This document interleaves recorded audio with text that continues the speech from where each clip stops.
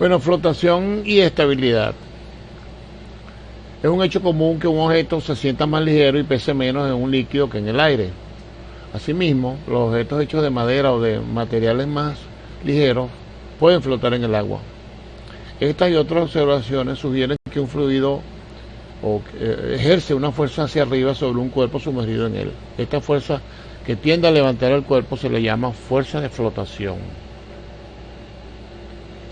La fuerza de flotación se debe al aumento de la presión en un fluido con la profundidad. Por ejemplo, considera una placa plana que venga a la izquierda de espesor H, sumergida en un líquido de peso específico gamma a una distancia S y está paralela a la superficie. Por arriba va a tener una presión igual a la densidad del fluido por la gravedad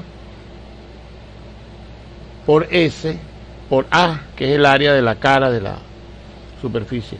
Pero por abajo va a tener la presión que es igual a la densidad del fluido por la gravedad por S más H por A, siendo S más H la distancia que está sumergida en la cara de arriba más el espesor que tiene que recorrer el fluido para llegar a la cara de abajo. ¿Ok? El área de la superficie superior y también de la inferior es A, son iguales, como les dije, y entonces las presiones por arriba es gamma por S y por abajo es gamma S más H respectivamente. Entonces la fuerza orostática será gamma, que es peso específico por S por A, actúa hacia abajo sobre la superficie superior, y una más grande, gamma por S más H por A, hacia arriba sobre la superficie inferior. Cuando las sumas, me queda que la fuerza de flotación, que la vamos a llamar como FB, es gamma por el volumen, o ρ por gravedad por el volumen de la superficie. Donde el volumen es H por A, el volumen de esta placa en este caso. Pero la relación gamma por volumen es sencillamente el peso del líquido cuyo volumen es igual al volumen de la placa.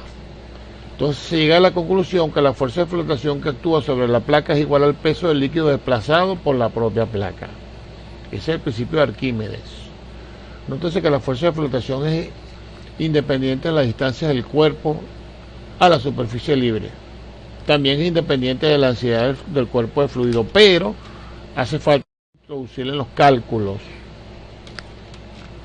Arquímedes decía en su principio muy sabio, por cierto, la fuerza de flotación que actúa sobre un cuerpo sumergido en un fluido es igual al peso del fluido desplazado por el cuerpo y actúa hacia arriba, pasando por el centroide del volumen desplazado. Se infiere que un cuerpo sumergido en un fluido 1 permanece en reposo en cualquier punto del fluido cuando su densidad es igual a la densidad del fluido. 2. Se hunde hacia el fondo cuando su densidad es mayor que la del fluido. Y 3. Asciende a la superficie del fluido y flota cuando la densidad del cuerpo es menor que la densidad del fluido. Ahí ven la figura. Arquímedes fue un tipo bien colosal. Él le puso su rey, le puso un problema bien difícil.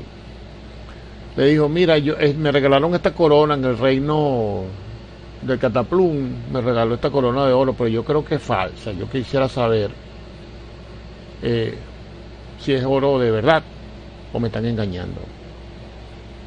Y el hombre le dio vueltas a la cabeza y un día se estaba bañando en una bañera, se metió y se dio cuenta que cuando se metió el agua subió y se botó por los lados de la bañera y salió corriendo. Dice la crónica y la leyenda y las historias que salió casi en paños menores a correr por toda la aldea, el pueblo, gritando que había descubierto el principio. Lo que hizo Arquímedes fue pesó la corona y mandó a traer una piedra de oro con el mismo peso de la corona. Si supuestamente era oro, tenía que desplazar el mismo volumen y los metió en agua y se dio cuenta que la piedra de oro puro desplazaba mucho más volumen de agua, o se botaba mucho más volumen de agua fuera del embalse que la corona que le habían regalado al rey. Y ahí se dio cuenta que lo estaban engañando, que el oro era falso. Un principio bien interesante el descubrimiento. Problema. Se usa una grúa para bajar objetos pesados en el mar que tiene una densidad de 1025 kilogramos fuerza por metro cúbico. Todo esto está en unidades inglesas. Para un proyecto de construcción submarina, determina la tensión del cable de la grúa debido a un bloque rectangular de concreto con una densidad de 2300 kilogramos fuerza por metro cúbico. A, cuando está suspendido en el aire, y B, cuando está totalmente sumergido en el agua. Se baja un bloque, dice, de la solución en el mar y se debe determinar la tensión del cable antes y después de sumergirlo. 1. La hipótesis, la flotación en el aire es despreciable. 2. El peso del cable también lo vamos a hacer despreciable. Propiedades: la densidad del agua posiblemente salada, si agua de mar, 1025 kilogramos fuerza por metro cúbico, y la del concreto, 2300 kilogramos fuerza por metro cúbico. Al considerar el diagrama de cuerpo libre del bloque de concreto, hice el análisis. Las fuerzas que actúan sobre él en el aire con su peso y la fuerza de tensión, son su peso y la fuerza de tensión producida por el cable y dirigida hacia arriba. Estas dos fuerzas deben equilibrarse entre sí y por lo tanto la tensión del cable debe ser igual al peso del bloque, van en sentido contrario. La tensión, el cable es inextensible, la tensión del cable se desprecia. Saco el volumen del cubo,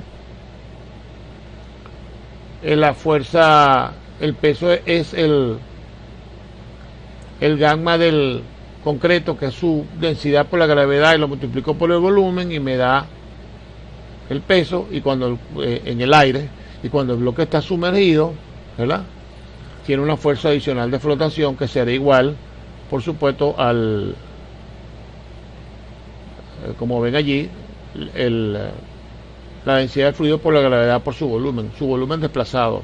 Esos 4,8 kilonewtons se los resto al peso, que era 10,8, y me queda 6 kilonewtons. Nótese que el peso del bloque y por lo tanto la tensión del cable disminuye 55% en el agua. Se dice que a veces, en el peor de los casos, pesamos 30% menos, pero fíjate, en este caso pues es casi que la mitad. Estabilidad de los cuerpos flotantes y sumergidos. Una aplicación valiosa del concepto de flotación es la evaluación de la estabilidad de los cuerpos sumergidos y los flotantes sin accesorios externos. Este tema tiene importancia en el diseño de los barcos y submarinos. Las figuras que vienen abajo se muestran 3 bolas de reposo sobre el piso. El caso A es estable, ya que cualquier perturbación pequeña que mueva la bola hacia la derecha o a la izquierda genera una fuerza de restitución debido a la gravedad que la regresa a su posición inicial. Tarde o temprano va a volver allí.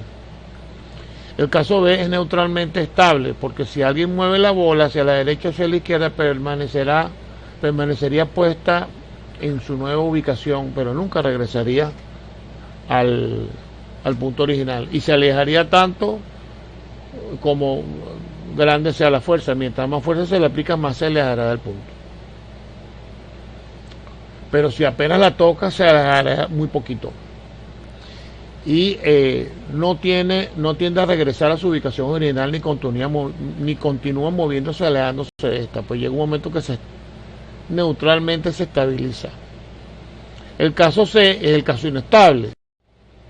Cualquier situación que pueda, en una situación en la que puede ser que la bola esté en reposo, y en el momento cualquier perturbación, inclusive infinitesimal, una brisa, hace que la bola ruede hacia abajo del promontorio y no regrese jamás a su posición original, más bien se aleja de ella cada vez más. Se le llama caso inestable. La estabilidad rotacional de un cuerpo sumergido depende de la ubicación relativa del centro de gravedad del cuerpo y del centro de flotación, el cual es el centroide del volumen desplazado. Un cuerpo sumergido es estable si tiene un fondo pesado, y en consecuencia el punto G está directamente por debajo del punto B, como ven abajo. Donde está aplicado el peso está por debajo de donde está aplicada la fuerza de flotación. Esto tiene que decir que tiene un peso inferior. Si son iguales los dos puntos, es neutralmente estable, pero si el peso está aplicado por encima del punto de flotación, el caso es inestable. En estos casos, una perturbación rotacional del cuerpo produce un momento de restitución que lo regresa a su posición original.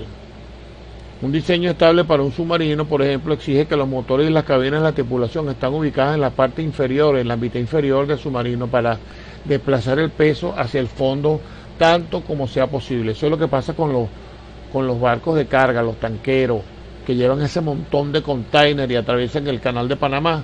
Bueno, hay que provocar que el peso esté ubicado por debajo del centro de flotación. ¿Cómo se hace eso? Bueno, se agrega peso abajo en el lastre.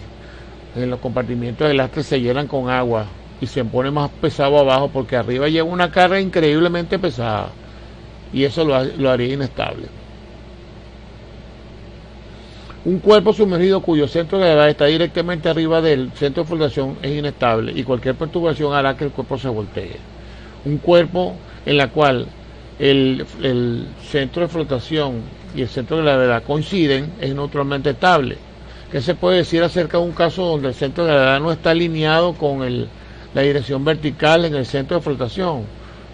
Hay una excentricidad entre la línea de aplicación de ambos cuerpos. Bueno, esa situación es grave porque hay un momento que tiende a restituir eso automáticamente si el cuerpo está bien construido.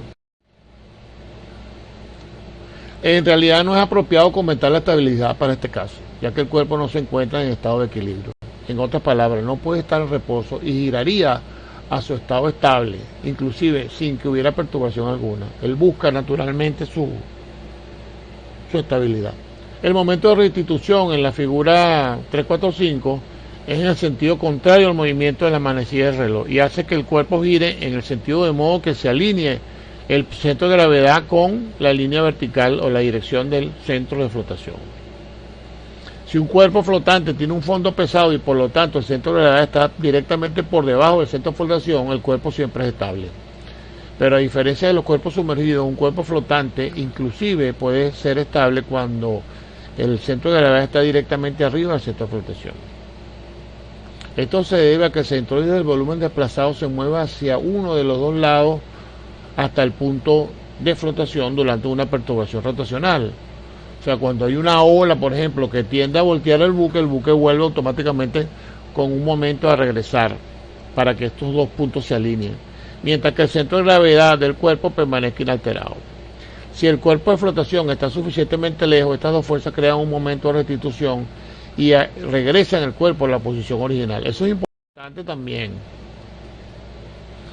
Fíjense, el metacentro, que es donde se va a aplicar el momento de restitución, tiene que estar bien alejado de la embarcación o del cuerpo flotante, de tal manera que se logre que ese momento, el brazo del momento tiene que ser grande, de tal manera que el momento sea importante y regrese el cuerpo rápidamente a su posición.